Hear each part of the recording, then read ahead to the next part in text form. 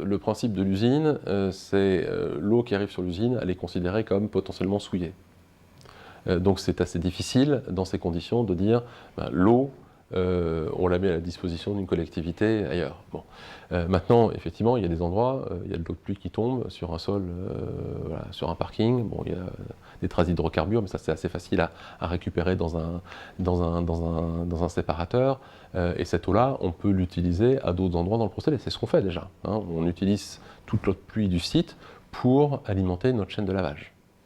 Bon, mais il y a peut-être des utilisations plus intelligentes de cette eau avant de l'utiliser dans la chaîne de lavage. Hein. Et c'est là-dessus qu'on veut progresser, c'est pouvoir utiliser plusieurs fois la même eau, puisque voilà, à différents moments, on va avoir une différente qualité d'eau qui peuvent avoir chacune leur utilité, alors qu'il s'agit effectivement de la même molécule d'eau, du même litre d'eau qui serait utilisé plusieurs fois. Et en faisant ça, on réduirait notre consommation et donc nos rejets.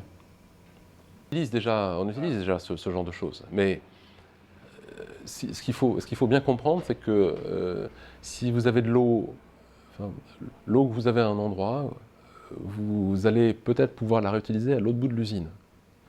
Mettre une tuyauterie comme ça coûte tout de suite beaucoup d'argent. Et on a beau dire, on est une entreprise, on n'a pas des moyens d'investissement illimités. Donc il faut pouvoir le faire voilà, avec raison. Voilà. Et c'est donc tout le travail qu'on est en train de faire aujourd'hui, c'est de se dire comment est-ce qu'on peut faire autrement. Est-ce que cette utilisation immédiate qu'on peut avoir en tête aujourd'hui, qui consisterait à utiliser l'eau de l'endroit A pour le mettre à l'endroit B, est-ce qu'on ne peut pas l'utiliser à côté de l'endroit A sur une autre opération, etc. Voilà. C'est aussi modifier des pratiques. On a historiquement laissé des robinets ouverts pour nettoyer avec des tuyaux d'arrosage pour rincer des circuits, des choses comme ça. Bon, voilà, on est un peu comme tout le monde. Il y a des gens qui partent d'une pièce en éteignant l'interrupteur, enfin en éteignant la lumière en partant. Il y en a d'autres qui laissent la lumière allumée. Bon, sur l'eau, c'est pareil. Il faut qu'on change aussi nos habitudes individuelles, collectives, pour réduire ces consommations d'eau.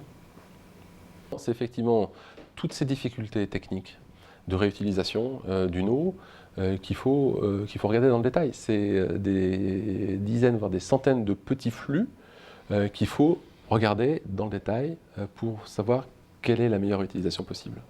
C'est des habitudes sur chacun des flux, par exemple un arrosage de garniture de pompe. Est-ce qu'on a besoin d'avoir le débit actuel sur ces garnitures, ou est-ce qu'on peut réduire le débit sans endommager la pompe? Donc c'est toutes ces petites questions qui sont vraiment des milliers de petites questions techniques auxquelles il faut pouvoir répondre. Bon, ça prend du temps. Ce n'est pas notre priorité, puisque notre priorité, c'est clairement de répondre aux exigences de l'arrêté préfectoral, c'est-à-dire d'être au rendez-vous en 2022. On y sera, je l'espère, bien avant. En tout cas, sur les métaux, on y sera dès 2019. Voilà, notre priorité, c'est celle-ci, mais notre vision à plus long terme, c'est effectivement d'arrêter de rejeter de l'eau en mer. En tout cas, on travaille pour réduire ce flux au minimum. Et quand il ne restera plus que quelques gouttes, on arrêtera la tuyauterie en mer. Voilà. Donc, non, on ne se fixe pas de calendrier là-dessus, parce que, je répète, notre priorité, c'est d'être au rendez-vous de 2022. Voilà, donc on le fera après, mais pour l'instant, on se concentre, et c'est déjà beaucoup de travail, pour modifier nos procédés de fabrication, pour pouvoir effectivement être au rendez-vous en 2022, avant 2022 même.